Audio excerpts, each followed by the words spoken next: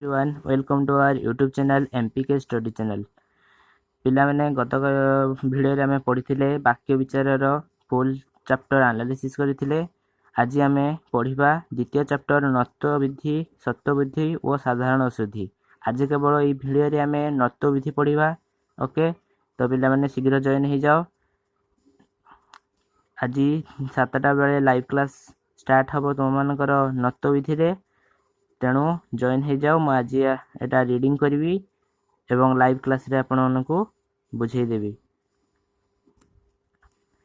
ତେଣୁ ଚ୍ୟାନେଲକୁ ନୂଆ ଆସିଥିଲେ ପ୍ରଥମେ ନୂଆ କରି ସବସ୍କ୍ରାଇବ୍ କର ଏବଂ ପାଖରେ ଆସୁଥିବା ବେଲ୍ ଆଇକନ୍କୁ କ୍ଲିକ୍ କରି ଅଲ୍ ନୋଟିଫିକେସନ୍ ଅନ୍ କର, ଯାହାଫଳରେ ପ୍ରତି ଭିଡ଼ିଓ ମୁଁ ଯେବେ ଅପଲୋଡ଼ କରିବି ଆପଣମାନଙ୍କ ପାଖରେ ସର୍ବପ୍ରଥମେ ପହଞ୍ଚିପାରିବ। ଏବଂ ସାଙ୍ଗସାଥିମାନଙ୍କୁ ଯେତେ ମାତ୍ରାରେ ପାରୁଛ ସେତେ ମାତ୍ରାରେ ସେୟାର କରିଦିଅ। ଓକେ, ଚାଲ ଯିବା। ଆମେ ପଢ଼ିବା ଆଜି କ'ଣ ନତ୍ଵ ବିଧି ଆଉ ସତ୍ଵ ବିଧି ଓ ସାଧାରଣ ଅଶୁଦ୍ଧି। ଆଜି କେବଳ ଆମେ ନତ୍ଵ ବିଧି ବିଷୟରେ ଆଲୋଚନା କରିବା। ନତ୍ଵ ବିଧି କାହାକୁ କୁହାଯାଏ? ପ୍ରଥମ ଅଛି ନତ୍ଵ ବିଧି କାହାକୁ କୁହାଯାଏ? ନତ୍ଵ ବିଧି କାହାକୁ କୁହାଯାଏ? ଆଗେ ଟିକେ ଦେଖିବା, ତାପରେ ପଢ଼ିବା। ମଦନ, ଦାନ, ଦୀନ, ମୁନ, ପ୍ରସୂନ, ଫେନ, ଦୈନ୍ୟ, ଏଗୁଡ଼ା ନତ୍ଵ ବିଧିର ଗୋଟେ ଉଦାହରଣ ହେଲା କି। ଋଣ, ତୃଣ, ମସୃଣ, ଜୀର୍ଣ୍ଣ, ବିଦୀର୍ଣ୍ଣ, ଉତ୍ତୀର୍ଣ୍ଣ, କୃଷ୍ଣ, ଭାଷଣ, ଅନ୍ୱେଷଣ, ହିତୈଷଣା। ତାପରେ 3 ନମ୍ବରରେ କ'ଣ ଅଛି? ପ୍ରାଣ, ଦାରୁଣ, ମାର୍ଗଣ, ଦର୍ପଣ, ରୁକ୍ମିଣୀ, ପ୍ରୟାଣ, ମ୍ରିୟମାଣ, ରାବଣ, ଅପରାହ୍ନ। ଓକେ, ତାପରେ କ'ଣ? ଉପରେ ଲିଖିତ 3ଟି ଧାଡ଼ିର ଶବ୍ଦଗୁଡ଼ିକୁ ଲକ୍ଷ୍ୟ କରାଯାଉ। ପ୍ରଥମ ଧାଡ଼ିର ଶବ୍ଦଗୁଡ଼ିକ ଶେଷ ଧାଡ଼ିର ଦନ୍ତେନ ଆଉ ଦ୍ୱିତୀୟ ଧାଡ଼ିରେ ତୃତୀୟ ଓ ତୃତୀୟ ଧାଡ଼ିର ଶବ୍ଦଗୁଡ଼ିକ ମୂର୍ଧଣ୍ୟର ବ୍ୟବହାର ହୋଇଛି, ମାନେ ନାହିଁ। ପ୍ରଥମ ଧାଡ଼ିରେ କ'ଣ ଦନ୍ତେନର ବ୍ୟବହାର ଅଛି, ପ୍ରଥମ ଧାଡ଼ିରେ ଦନ୍ତେନର ବ୍ୟବହାର ଅଛି, ଆଉ ଦ୍ୱିତୀୟ ଧାଡ଼ି ଓ ତୃତୀୟ ଧାଡ଼ିରେ ଶବ୍ଦଗୁଡ଼ିକର ମୂର୍ଧଣ୍ୟର ବ୍ୟବହାର କରାଯାଇଛି। ଏହିପରି କାହିଁକି ହୋଇଛି? ଏବେ ଆମେ ଗମ୍ଭୀର ଭାବେ ଏହାର ପ୍ରଥମ ଧାଡ଼ିକୁ ଦେଖିବା। ଓକେ, ତାପରେ କ'ଣ ନା ମଦନ ଶବ୍ଦର ମଦନ, ମ ତ ପୁରା ବାକ୍ୟଟାକୁ ମେଲେଇବ। ମ ଅ ଦ ଅ ନ ଅ, ଆର ବର୍ଣ୍ଣ ରୂପ ଦେଇଛି। ତାହେଲେ ଅକାର ପରେ କ'ଣ ଅଛି? ଦନ୍ତେନ। ଅକାର ପରେ କ'ଣ ଅଛି? ଦନ୍ତେନ। ଦାନ ସେପରି ଦା ଆ ନ ଅ, ଦାନ। ଆପରେ ଆକାର ପରେ କ'ଣ ଅଛି? ଦନ୍ତେନ। ତାପରେ ଦୀନ, ଦୀନଟା କ'ଣ ଅଛି? ଦ ଇ ଅ, ଦ ଇ ନ ଅ। ତାହେଲେ ଇ କାର କ'ଣ ପଡୁଛି? ଏଇ ଇ କାର ପରେ କ'ଣ ଅଛି? ଦନ୍ତେନ ଅଛି। ଦୀନ, ଦି ଇ କାର ପରେ ଅଛି ଦନ୍ତେନ। ଦାନ ବି ସେ ଦା ଆ ପାଖର ପରେ ଦନ୍ତେନ ଅଛି। ମଦନ, ମ ଅ କାର ପରେ ଦନ୍ତେନ ଅଛି, ବୁଝିପାରୁଥିବ। ତାପରେ ଦୀନ ସରିଲା। ମୁନ, ମୁନ କ'ଣ? ମୁଁ ଉ ନ ଅ, ଉ କାର ଆସୁଛୁ ନା, ମୁଁ ଉ ଆସୁଛୁ, ଉ ଦନ୍ତେନ, ଉ କାର ପରେ ଦନ୍ତେନ ହେଲା। ଆଶା କରୁଛି ବୁଝିପାରୁଥିବ। ପ୍ରସୂନ, ପ୍ରସୂନ କ'ଣ? ପ ର ଅ ସ ଉ ଦନ୍ତେନ ଅ, ପର୍ଶୁନ। ତାହେଲେ ଏଇଟା କିସ? ରୁ କାର, ଦୀର୍ଘ କାର ପରେ ଦନ୍ତେନ ଅଛି। ଫେନ, ଫ ଏ ନ ଅ, ଏ କାର ପରେ, ଏଇଟା ଏ କାର ପରେ, ଏ କାର ପରେ ଆମର କ'ଣ ଅଛି? ଦନ୍ତେନ। ତାପରେ ଦୈନ୍ୟ, ଦୈନ୍ୟ ଦ ଐ ଦନ୍ତେନ ୟ ଅ, ଦୈନ୍ୟ, ଔକାର ପରେ ଦନ୍ତେନ ଅଛି। ତାପରେ ପ୍ରଥମ ଧାଡ଼ି ଦିଆଯାଇଥିବା ଶବ୍ଦଗୁଡ଼ିକୁ ଲକ୍ଷ୍ୟ କଲେ ଜଣାଯିବ ଆକାର, ଇ କାର, ଓ କାର, ଆଉ ଏଇଟା କ'ଣ? ଦୀର୍ଘ ଈକାର, ହର୍ଷ ଉକାର, ଉ କାର, ଏ କାର, ଐକାର ସ୍ୱର ପରେ ଦନ୍ତେନ ଅଛି। ତେଣୁ ଭାଷାରେ ଶବ୍ଦଗୁଡ଼ିକ ଅବିକଳ ଭାବେ ଚଳୁଅଛି। ଏହି ଶବ୍ଦଗୁଡ଼ିକୁ ଦନ୍ତେନ ସ୍ଥାନରେ ମୂର୍ଧନ ହୋଇପାରିବ ନାହିଁ। ଏ ତଳେ ଶବ୍ଦ ଯେଉଁଗୁଡ଼ା ଦେଇଛନ୍ତି ସେଗୁଡ଼ା ଦନ୍ତେନ ସ୍ଥାନରେ ମୂର୍ଧନ ହୋଇପାରିବ ନାହିଁ। ତେଣୁ ମୂର୍ଧନର ଅବସ୍ଥାନ କିପରି ଜାଣିବା? ଋଣ, ରୁ ମୂର୍ଧନ, ରୁ ନ ଅ ଦନ୍ତେନ, ଏଇଟା ଦୌ କାର ପରେ ମୂର୍ଧନ ଅଛି, ଦନ୍ତେନ ଥିଲେ ଏଠି ମୂର୍ଧନ ହେଇଯିବ, ହେଲା କି। ତୃଣ, ଦନ୍ତେନ ଥିଲେ ମୂର୍ଧନ ହେଇଯିବ। ତୃଣ କିପରି? ତୃ ଅଛି, ତ ରୁ ଦନ୍ତେନ ଅ, ଏଇଟା ରୁ କାର ପରେ ମୂର୍ଧନ ହେଇଛି। ମସୃଣ, ମ ଅ ସ ରୁ ଦନ୍ତେନ ଅ, ମସୃଣ, ରୁ କାର ପରେ ଦନ୍ତେନ ମୂର୍ଧନ ହେଇଛି। ଓକେ, ତାପରେ ଜୀର୍ଣ୍ଣ, ଜ ଇ ଦନ୍ତେନ ଅ, ଜୀର୍ଣ୍ଣ, ର କାର ପରେ ମୂର୍ଧନ ହେଇଛି। ବିଦୀର୍ଣ୍ଣ, ବ ଇ ଦ ଇ ଦନ୍ତେନ ଅ, ବିଦୀର୍ଣ୍ଣ, ବିଦୀର୍ଣ୍ଣ କ'ଣ? ରୁ କାର ପରେ ମୂର୍ଧନ ହେଇଛି ହେଲା। ତାପରେ ଏଠି କିଛି ଆମର ଆଉ କିଛି ଉଦାହରଣ ଅଛି। ଉତ୍ତୀର୍ଣ୍ଣ ଉ ତ ଇ ର ଦନ୍ତନ, ଏଇଟା ତମେ ପଢିପାରିବ। ଦନ୍ତନ ମାନେ ରକାର ପରେ ମୂର୍ଧନ ହୋଇଛି, କେବଳ ମୂର୍ଧନ ହୋଇଛି। କୃଷ୍ଣ, ଭାଷଣ, ଅନ୍ୱେଷଣ, ହିତୈଷିଣା। ଓକେ, ତାପରେ ଆମେ ପଢିବା କ'ଣ? ଦ୍ୱିତୀୟ ଧାଡି ଶବ୍ଦଗୁଡ଼ିକୁ ବ୍ୟବହାର ଦୃଷ୍ଟିରୁ ଅନୁଭବ କରାଯାଇପାରେ ଯେ ଏକ ପଦ ମଧ୍ୟରେ ରୁ ର ସ, ଏଇଟା ମୋଷ୍ଟ ଇମ୍ପୋର୍ଟାଣ୍ଟ। ତୁମମାନେ ଅଭ୍ୟାସ କରିବ।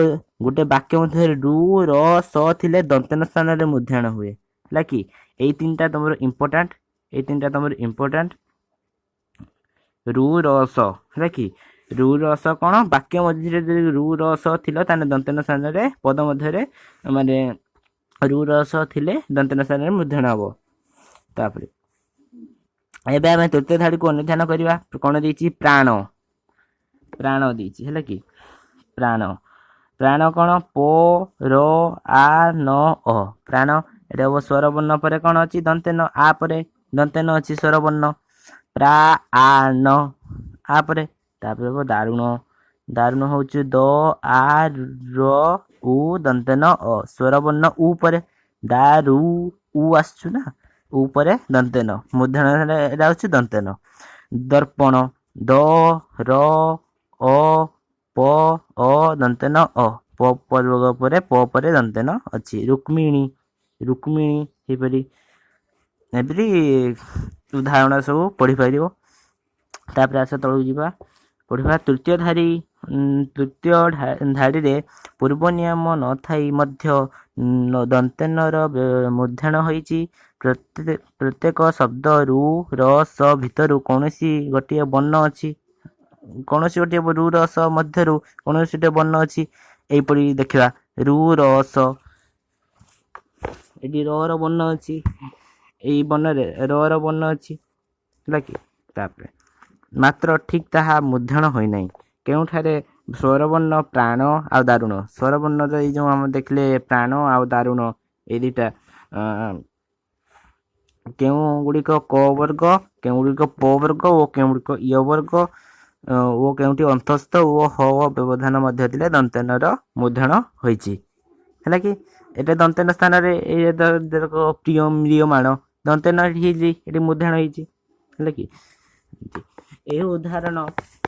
ଏହି ଉଦାହରଣ ଗୁଡ଼ିକରୁ ଜଣାଯାଇଛି ଯେ ରୁ ର ସ ର ଠିକ୍ ଦନ୍ତନ ଥିଲେ କିମ୍ବା ସ୍ୱର ବର୍ଣ୍ଣ କ ବର୍ଗ, ପ ବର୍ଗ, ଏଇଟା ପ ଫ ବ ଭ ମ, ସବୁଗୁଡ଼ା ପାଞ୍ଚଟା କରିବ। କ ବର୍ଗ ହେଲେ କ ଖ ଗ ଘ ଙ, ପାଞ୍ଚଟା।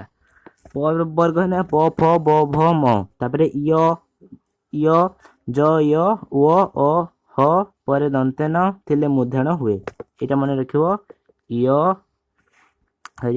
ଜ ୟ ଓ ହ ପରେ ଦନ୍ତନ ଥିଲେ ମୂର୍ଧନ ହୁଏ, ହେଲା କି? ଏଥିମଧ୍ୟରୁ କିମ୍ବା ଏକାଧିକ ବର୍ଣ୍ଣର ବ୍ୟବଧାନ ଥିଲେ ମଧ୍ୟ ଦନ୍ତନ ସ୍ଥାନରେ ମୂର୍ଧନ ହୋଇଥାଏ। ତାପରେ ରୁ ର ସ ପରେ ଅନ୍ୟ ବର୍ଣ୍ଣର ବ୍ୟବଧାନ ଥିଲେ ଦନ୍ତନରେ ମୂର୍ଧନ ହୁଏ ନାହିଁ। ଯଥା ରଚନା, ଏଇ ରଚନା ଗୋଟେ ଉଦାହରଣ। ରୁ ର ସ ଥିଲେ ମାନେ ଦନ୍ତନ ସ୍ଥାନରେ ମୂର୍ଧନ। ମାର୍ଜନା, ବର୍ଣ୍ଣନା, କୀର୍ତ୍ତନ, ନର୍ତ୍ତନ, ଅର୍ଜୁନ, ମୂର୍ଚ୍ଛନା ଇତ୍ୟାଦି। ରଚନା କେମିତି ହବ? ର ଅ ଚ ଅ ଆ, ରଚନା। ଚ ବ୍ୟବଧାନ ହେତୁ ଅର୍ଥାତ୍ ଦନ୍ତନ ପୂର୍ବରୁ ଚ ରହିଥିବାରୁ ଦନ୍ତନ ମୂର୍ଧନ ହେଲା ନାହିଁ, ହେଲା କି? ତାପରେ ଓ ଆ ହସଇ ଦୀର୍ଘଇ ହସଉ ଦୀର୍ଘଉ ଏ ଐ ଆଦିରେ ସ୍ୱରବର୍ଣ୍ଣ ପରେ ଦନ୍ତନ ମୂର୍ଧନ ହୁଏ ନାହିଁ, ହେଲା କି? ଏଇଟା ଦନ୍ତନ ଆଦି ସ୍ୱରବର୍ଣ୍ଣ ପରେ ଦନ୍ତନ ଥିଲେ ମୂର୍ଧନ ହୁଏ ନାହିଁ, ଏଇଟା ମନେ ରଖିବ, ମୋଷ୍ଟ ଇମ୍ପୋର୍ଟାଣ୍ଟ। ତାପରେ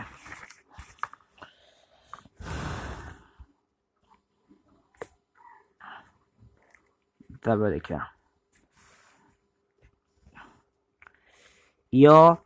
ରୁ ର ସ ପରେ ଦନ୍ତନ ଥିଲେ ମୂର୍ଧନ ହୁଏ, ଜାଣିଲ ଏଟା।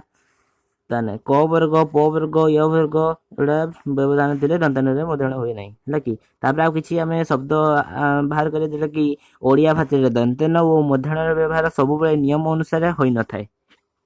ମାନେ ଦନ୍ତନ ଆଉ ମୂର୍ଧନ ବ୍ୟବହାର ନିୟମ ଅନୁସାରେ ହୋଇନଥାଏ, ଯାହାଫଳରେ କେତେକ ସ୍ଥଳରେ ଏହି ନିୟମର ଉଲ୍ଲଂଘନ ମଧ୍ୟ ଦେଖାଯାଇଥାଏ। ନିମ୍ନଲିଖିତ ଶବ୍ଦ ଗୁଡ଼ିକ ଅଣା, ଅଣାକାର, ଆଣ, କଡ଼ା, କଣିକା, କାଣି, ଗୁଣ, ଖୁଣ, ଗଣନା, ଗୁଣନ, ଚାଣକ୍ୟ, ଚାହାଣି, ଜଣାଣ, ଟାଣ, ନିଶାଣ, ପାଣି, ଫେଡ଼ାଣ, ବଣ, ବାଣ, ବାଣୀ, ବୀଣା, ବେଣୀ, ବେଣୁ, ମଣି, ମଣିମା, ମଣିଷ, ମଶାଣି, ହଇରାଣ। ସରିଲା। ଏଗୁଡ଼ା ମାନେ ସ୍ୱାଭାବିକ ଆକାରରେ ନଣ ବ୍ୟବହାର ହୋଇଛି, ଯାହାକି ଆମର ନିୟମ ଅନୁସାରେ ନୁହଁ। ଏଗୁଡ଼ା ମନେ ରଖିବ। ଏଗୁଡ଼ା ଉଦାହରଣ ମାନେ ଅପସନ୍ ଦିଆରେ ତମର ପଡ଼ିବ ନା ଏଥର। ଅପସନ୍ ଦିଆ ବେଳେ ଗୋଟେ ପଡ଼ିବ କେଉଗୁଡ଼ାକ ନର୍ତ ବିଧିଗତ ଯାଉଛି ଆଉ କେଉଗୁଡ଼ାକ ନିୟମ ଶୁଦ୍ଧି, ହେଲା କି। ତାପରେ ନର୍ତ ବିଧି କାହାକୁ କୁହାଯାଏ ଏଇଠି ଆସିଗଲା। ମୁଁ କହିଥିଲି ପ୍ରଥମେ ପଦ ମଧ୍ୟରେ ଦନ୍ତନ ସ୍ଥାନରେ ମୂର୍ଧନ ହେବା ବିଧିକୁ ନର୍ତ ବିଧି କୁହାଯାଏ। ଏଇଟା ବେଶ ମନେ ରଖିଦେବ। ପଦ ମଧ୍ୟରେ ଦନ୍ତନ ସ୍ଥାନରେ ମୂର୍ଧନ ହେବା ବିଧିକୁ ନର୍ତ ବିଧି କୁହାଯାଏ। ରୁ, ର, ସ ପରେ ଦନ୍ତନ ଥିଲେ ନ ହୁଏ। ଏଇଟା ମୁଁ ଆଗରୁ କହିଥିଲି। ରୁ, ର, ସ ପରେ ଦନ୍ତନ ଥିଲେ ମୂର୍ଧନ ହୁଏ। ଏଇ ତିନିଟା ବର୍ଗ ରୁ, ର, ସ। ଓକେ। ତାପରେ କ ବର୍ଗ, ପ ବର୍ଗ, ଜ, ୟ, ଓ, ହ ବ୍ୟବଧାନ ମଧ୍ୟ ଥିଲେ ଦନ୍ତନ ସ୍ଥାନରେ ମୂର୍ଧନ ହୁଏ। ଏଇ ଡ୍ରେସଟାକୁ ଭଲସେ ମୁଖସ୍ଥ କରିବ। ତମ ବୋର୍ଡ଼ ପରୀକ୍ଷା ପାଇଁ କ୍ୱେଶ୍ଚନ୍ ଆସିପାରେ। ହଉ, ଆଜି ପାଇଁ ଏତିକି। ଆଗକୁ ଆମେ ନେକ୍ସଟ କ୍ଲାସରେ ପଢ଼ିବା କ'ଣ ସତ୍ତ୍ୱବିଧି। ସତ୍ତ୍ୱବିଧିରେ ତାର କ୍ୱେଶ୍ଚନ୍ ଆନ୍ସର କରିବା। ନର୍ତ ବିଧିରେ ତାର କ୍ୱେଶ୍ଚନ୍ ଆନ୍ସର କରି ସତ୍ତ୍ୱବିଧି ଆମେ ବୁଝିବା। Okay, let's go. Thank you.